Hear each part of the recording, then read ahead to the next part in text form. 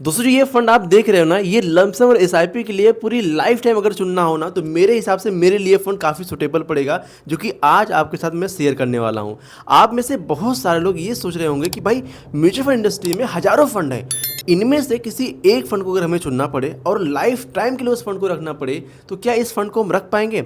अगर आप इस वीडियो को देख रहे हैं ना, और आप ये चाहते हैं कोई एक फंड में इन्वेस्ट करें और हमें बार बार फंड ना बदलना पड़े, तो ये वीडियो आपके लिए बहुत ही ज़्यादा इंपॉर्टेंट होने वाली है। क्योंकि इस फंड की सच्चाई मैं आपको बताने वाला हूँ। यहाँ पर चाहे बूढ़े हो, चाहे जवान हो, चाहे 18 साल के हो, चाहे 50 साल के हो, कोई भी व्यक्ति अगर इस फंड में इन्वेस्ट करता है, तो मेरे हिसाब से इसके जो पोर्टफोलियो डाइवर्सिफिकेशन है उसके एज के अकॉर्डिंग फिट बैठ सकता है।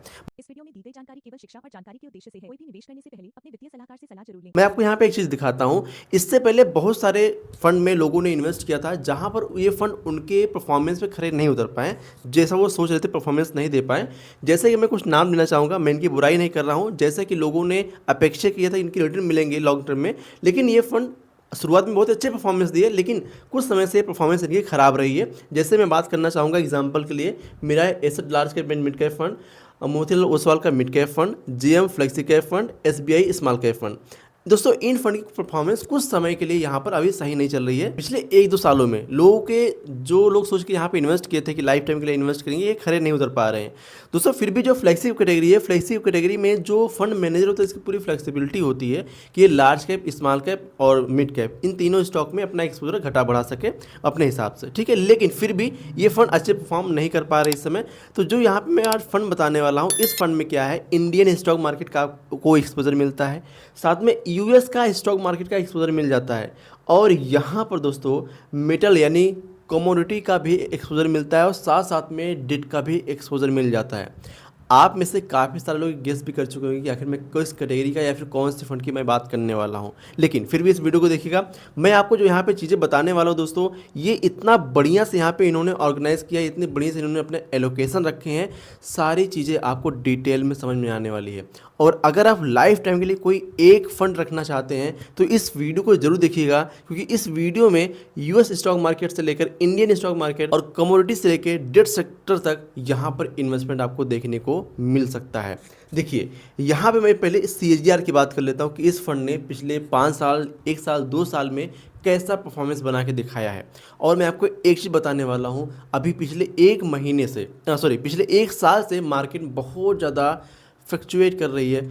यहाँ पर निफ्टी 50 अगर हम चार्ट देखते हैं दोस्तों, तो निफ्टी 50 -7% नेगेटिव में है। पिछले 1 साल में निफ्टी 50 -7.5% नेगेटिव चल रही है, लेकिन ये फंड की परफॉर्मेंस पिछले 1 साल में लगभग 15% के पॉजिटिव में दिख रहा है। तो ये फंड इतना इंपॉर्टेंट हो सकता है कि वीडियो को पूरा एंड तक ज़रूर देखिएगा। यहाँ पे हम बात करते हैं इसकी होल्डिंग की दोस्तों, तो जिसको कमोडिटी की अगर हम बात करते हैं, तो यहाँ पर ये निपॉन इंडिया गोल्ड जो इसका ETF है गोल्ड बीस का, इसमें 8.15% की इसकी होल्डिंग देखने को मिल जाती है। साथ में सिल्वर बीस का ETF है, यहाँ पर 3.24% की होल्डिंग देखने को मिल जाती है कमोडिटी में। और दोस्तों हम बात करते हैं यूएस स्टॉक मार्केट की, तो ये फंड जो यहाँ पे मैं फंड के बारे में बता रहा हूँ ना, ये फंड यूएस के स्टॉक में इन्वेस्ट करता है, इसका एक्सपोजर वहाँ पे भी है।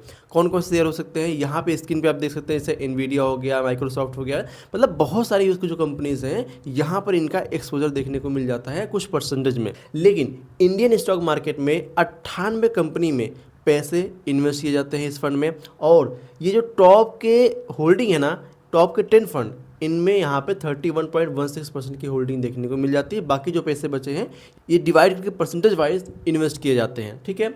एंड यहाँ इसका पीबी रेशियो है 3.42% और पी रेशियो 20.04% का आपको यहाँ पे देखने को मिल जाता है। एक्सपेंस रेशियो की बात करते हैं, क्योंकि बहुत ही बड़ा मुद्दा है जब भी इन्वेस्टमेंट हम करने जाते हैं कि भाई इस फंड में इन्वेस्ट करने का खर्चा कितना आएगा।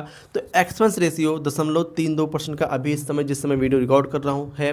एंड एग्जिट लोड की हम बात करते हैं, तो एग्जिट लोड 1% का आपको देखने को मिल जाता है इस फंड में, ठीक है। 1% का एग्जिट लोड, अगर आप 1 साल के भीतर पैसे को निकालते हो, यानी 365 डे के अंदर पैसे को निकाल रहे हो, तो यहाँ पर आप अपना 1% आपको एग्जिट लोड देना पड़ सकता है। और इस फंड के एयूएम की बात करते हैं, तो 14,750 करोड़ के आसपास अभी इसका एयूएम साइज देखने को मिल सकता है।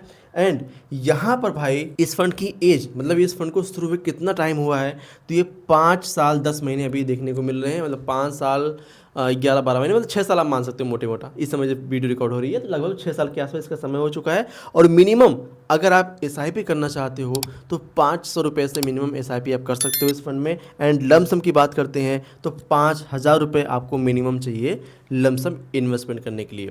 तो ओवरऑल जो फंड का हम देख रहे हैं ना स्ट्रक्चर, ये हम लोग के हिसाब से काफ़ी बेहतर पड़ रहा है भाई, मेरे लिए तो काफ़ी अच्छा यहाँ पे पड़ा। मैं आपको यहाँ पे बता रहा हूँ, आप इसको एक बार ज़रूर देख सकते हैं। मैं आपको रिकमेंड बिल्कुल नहीं कर रहा हूँ, आप देखिए कि आपके हिसाब से फिट बैठ रहा है कि नहीं बैठ रहा है। क्योंकि मैंने शुरुआत में ही बताया कि ये हर एज के, यानी चाहे जिस भी एज कैटेगरी यहाँ पे इन्वेस्टमेंट करने वाले हैं उनके लिए सूटेबल हो सकता है। क्योंकि यहाँ पर डेट का एक्सपोजर मिल जाता है। डेट का मतलब दोस्तों यहाँ पे आपके पैसे बॉन्ड वगैरह में इन्वेस्ट होते हैं, और भी AAA कैटेगरी के बॉन्ड में, SOA में, मतलब जिस तरीके से कह सकते हो कि यहाँ पर रिस्क बिल्कुल ना के बराबर या फिर बहुत ही कम रिस्क हो जाता है।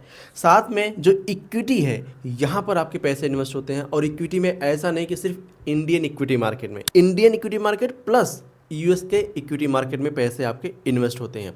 अगर इंडियन स्टॉक मार्केट ज़्यादा फ्लक्चुएट करती है, ऊपर नीचे ज़्यादा होती है, साथ में US की मार्केट खड़ी है, वहाँ पे अगर परफॉर्मेंस अच्छी रही तो वहाँ पे आपको रिटर्न मिल जाते हैं। तो इस हिसाब से इस फंड का जो एलोकेशन बांटा गया है, जिसकी वजह से जो रिटर्न है ये एक बेहतरीन देखने को हमें मिल रहा है। साथ में कमोडिटी में आपको पता है गोल्ड और सिल्वर, अगर आप इन्वेस्ट कर रहे हैं गोल्ड और सिल्वर में तो यहाँ पर आप काफ़ी ज़्यादा डरे होते हैं कि भाई जिस तरीके से सिल्वर काफ़ी नीचे गई थी, काफ़ी वोलेटाइल होती है सिल्वर, लेकिन गोल्ड भी नीचे गया था लेकिन उतना नीचे नहीं गया गोल्ड, तो गोल्ड कम वोलेटाइल होता है। तो यहाँ पर आपको कमोडिटी में भी एक्सपोजर देखने को मिल जाता है। अगर गोल्ड और सिल्वर ऊपर जाते हैं तो ये फंड भी ऊपर जाने लगता है, क्योंकि इसकी परफॉर्मेंस कुछ ना कुछ इस पर भी डिपेंड होती है। यहाँ पर भी इन्वेस्टमेंट आपका हुआ होता है। साथ में कुछ पैसे रियल इस्टेट में भी आपका इन्वेस्ट होते हैं, और कुछ पैसे कैश में रखे होते हैं लगभग 3 से 4%, जो कि अगर मौका मिले जहाँ पे इन्वेस्टमेंट करने का तो फंड मैनेजर वहाँ पे अपने हिसाब से देखते हैं। तो जो रियल इस्टेट है ये भी आपके जैसे रीट्स है ना, वहाँ पर पैसे आपके लगाए जाते हैं। तो ये फंड का एक्सपोजर मुझे ओवरऑल काफ़ी बेहतरीन देखने को मिल रहा है। एंड अगर इस फंड की बात करते हैं कि ये किस सेक्टर वाइज आपके पैसे को इन्वेस्ट करता है, कहाँ कहाँ पे कितना कितना पैसा बांटता है, कौन कौन सेक्टर में, देखिए फाइनेंशियल सेक्टर की हम बात करते हैं तो इस फंड की 25.37% की होल्डिंग देखने को मिल जाती है। अब वो चाहे US के स्टॉक में हो चाहे इंडियन स्टॉक में हो, दोनों में होल्डिंग परसेंटेज वाइज डिवाइड होती है। ठीक है, इक्विटी में बात करूं तो फाइनेंशियल सर्विस में 25.37% की होल्डिंग देखने को मिलती है, और सर्विस सेक्टर में 8.37% की होल्डिंग देखने को मिल जाती है इस फंड में, जो कि एक बेहतरीन परसेंटेज है। एंड एनर्जी सेक्टर में 7.97% की होल्डिंग आपको देखने को मिलती है। एंड ऑटोमोबाइल में 4.67% की होल्डिंग आपको देखने को मिलती है। एंड कैपिटल गुड में 4.36% की होल्डिंग आपको देखने को मिल जाती है। तो कुल मिलाकर ये कुछ होल्डिंग इस तरीके से है। अब मैं बात करता हूँ कि जो US के स्टॉक्स हैं, यहाँ पर जो पैसे इन्वेस्ट किए जा रहे हैं इस फंड में, कौन कौन से स्टॉक हो सकते हैं, तो स्क्रीन पे आप देख सकते हैं US के इस स्टॉक में इस फंड के एलोकेशन यहाँ पे देखने को मिल जाते हैं परसेंटेज वाइज। साथ में हम बात करते हैं इंडियन इक्विटी मार्केट में, यानी इंडियन स्टॉक मार्केट में कौन कौन से शेयर है जहाँ पे ये फंड आपके पैसे को इन्वेस्ट करता है। तो यहाँ पर इस फंड को, इस चार्ट को आप देख सकते हैं, यहाँ पर इंडियन स्टॉक मार्केट की यानी इक्विटी सेक्टर की जो यहाँ पे होल्डिंग है आपको यहाँ पे देखने को मिल जाती है। तो ओवरऑल सब मिलाकर इस फंड की परफॉर्मेंस अगर हम बात कर लेते हैं तो पिछले 5 साल में 17.51% का रिटर्न, पिछले 3 साल में पास्ट में 21.32% का रिटर्न, पिछले 1 साल में 17.25% का यहाँ पे रिटर्न देखने को मिला। अब मैं आपको यहाँ पे एक चीज़ और बताने वाला हूँ। जैसा कि मैंने शुरुआत में कहा कि मार्केट में हज़ारों फंड है, कैसे कोई फंड हम चुने। दोस्तों यहाँ पे जो इसकी कैटेगरी एवरेज है 5 साल में 14.99% का यहाँ पे रिटर्न दिया, माने तो 15% का रिटर्न अगर मोटी मोटा, तो यहाँ पर ये लगभग 2% का रिटर्न इससे भी ज़्यादा देखने को मिल रहा है। पिछले 3 साल में जो कैटेगरी एवरेज है यहाँ पे 17.56% का रिटर्न दिया, लेकिन इस फंड ने 21.32% का, यानी लगभग कह सकते हो 6% का ज़्यादा उन फंड से रिटर्न देखने को मिला है।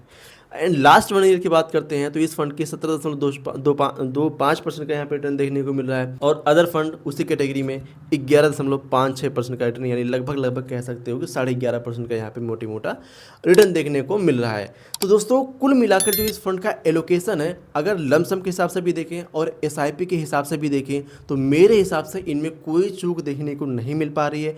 इस फंड को जो मैनेज कर रहे हैं, यहाँ पे स्क्रीन पे आप देख सकते हैं कौन कौन इस फंड को मैनेज कर रहा है पास्ट से और अभी तक। ठीक है, तो ये फंड अब कौन सा मैं आपको बताने वाला हूँ। यहाँ पे आपने देख ही लिया, आपका जो Indian stock market, US stock market and metal यानी कमोडिटी एंड डेट सेक्टर में आपके पैसे इन्वेस्ट होते हैं ऑल एज के लिए, चाहे आपकी उम्र 18 साल हो, चाहे आपकी उम्र 20 साल, चाहे आपकी उम्र 50 साल हो, चाहे आपकी उम्र जो है कि 55 साल हो, अगर आप इन्वेस्ट करना चाहते हैं तो अपने एक्सपोजर में इस फंड को चेक कर सकते हैं, कैसे हम रख सकते हैं। ठीक है, एक बार चेक कर लीजिएगा, क्योंकि मेरे हिसाब से ऑल एज ग्रुप वालों के लिए ये फंड सुटेबल हो सकता है। ठीक है, मैं आपको रिकमेंड बिल्कुल नहीं कर रहा हूँ, क्योंकि मैं सेबी रजिस्टर्ड एडवाइजर नहीं हूँ, जस्ट एजुकेशन पर्पज के इस वीडियो को रिकॉर्ड कर रहा हूँ।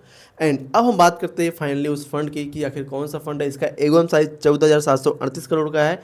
6 साल का ये फंड हो चुका है। एक्सपेंस रेशियो 0.32% का, जो कि मेरे हिसाब से बहुत ही कम एक्सपेंस रेशियो है। एंड एग्जिट लोड 1% का लगता है अगर आप 1 साल के भीतर पैसे को विड्रॉल करते हो। अब हम बात करते हैं फंड की। दोस्तों, इस फंड का नाम है Nippon India multi asset allocation fund. Screen पे आप देख सकते हैं फंड को। ठीक है, अगर आप एक बार चेक करना चाहें अपने हिसाब से तो जरूर इस फंड को चेक कीजिएगा, देखिएगा कि आपके लिए सूटेबल हो सकता है या नहीं हो सकता है। मेरे हिसाब से अभी तक जितने फंड मैंने देखे थे, जैसे ये फ्लेक्सी कैप अगर हो गया तो फ्लेक्सी कैप कैटेगरी भी कुछ हद तक लोगों के लिए सही हो सकता है, क्योंकि यहाँ पर जो फंड मैनेजर है ये स्मॉल कैप, मिड कैप और लार्ज कैप में बैलेंस बना के चलता है कि भाई कहाँ पे एक्सपोजर ज़्यादा मिल रहा है, तो ये अपने हिसाब से मैनेज कर लेता है।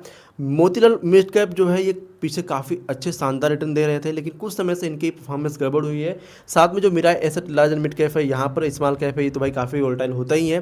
तो अगर आप मैं यहाँ बात करने वाला हूँ जैसे कि कौन यहाँ पे इन्वेस्ट करे तो उसके लिए ज़्यादा बेहतर हो सकता है, रिकमेंड बिल्कुल नहीं करूँगा। देखिए, जो एग्रेसिव इन्वेस्टर हैं, जो ये सोचते हैं कि भाई मुझे जल्दी ही पैसा बना लेना बहुत ज़्यादा, तो यहाँ पर उनके लिए थोड़ा सा कम हो सकता है। लेकिन जो थोड़ा सा मीडियम रिस्क लेके मीडियम रिटर्न चाहते हैं, सारे एसेट में उनका एलोकेशन हो, ऐसा वो चाहते हैं, तो ये फंड उनके लिए सुटेबल हो सकता है, क्योंकि यहाँ पर कमोडिटी, डेट, इक्विटी, यूएस के मार्केट का एक्सपोजर, सारी चीज़ें आपको यहाँ पे देखने को मिल जाती है। खास करके जो यूएस के स्टॉक में इन्वेस्ट करना चाहते हैं बट उनको समझ में नहीं आता, ईटीएफ में भी इन्वेस्ट करने से बचना चाहते हैं, तो मल्टी एसेट एलोकेशन फंड का एक बार ट्राई कर सकते हैं। ऐसा भी नहीं है कि भाई ये एक ही फंड है जो कि मल्टी एसेट एलोकेशन में इन्वेस्ट करता है, नहीं, इसके अलावा भी बहुत सारे फंड है। आईसीआईसी के फंड है, एसबीआई के शायद है या नहीं है, मतलब काफ़ी सारे फंड है मल्टी एसेट एलोकेशन का। तो अगर आपको मल्टी एसेट में इन्वेस्ट करना है तो इस फंड को कंपेयर करके अदर फंड में आप चेक कर सकते हैं। जो मैंने कंपेयर किया मैंने आपको बता दिया। जो कैटेगरी एवरेज इसका रिटर्न यहाँ पे देखने को मिल रहा है आपको 5 साल का, और यहाँ पर जो इसका रिटर्न यहाँ पे आपको देखने को मिल रहा है, तो मुझे इन फंड में डिफरेंस थोड़ा सा लगा, इसलिए मैंने आपके साथ इसको शेयर किया। कैसा लगा वीडियो, कैसा लगा ये फंड, आपने इससे पहले इस फंड में इन्वेस्ट किया या फिर नहीं किया, कमेंट में ज़रूर बताइएगा। अपनी राय कमेंट में ज़रूर दीजिएगा कि आप लमसम करना चाहते हैं या फिर एसआईपी करना चाहते हैं। जो भी सवाल हो हमसे आप बिल्कुल पूछ सकते हैं, मैं रिप्लाई करने का पूरा प्रयास करूंगा। ठीक है, सो आई होप आपको ये वीडियो पसंद आएगी। इस वीडियो को अपने दोस्त के साथ, अपने फ्रेंड, अपने रिलेटिव के साथ जरूर भेजिएगा।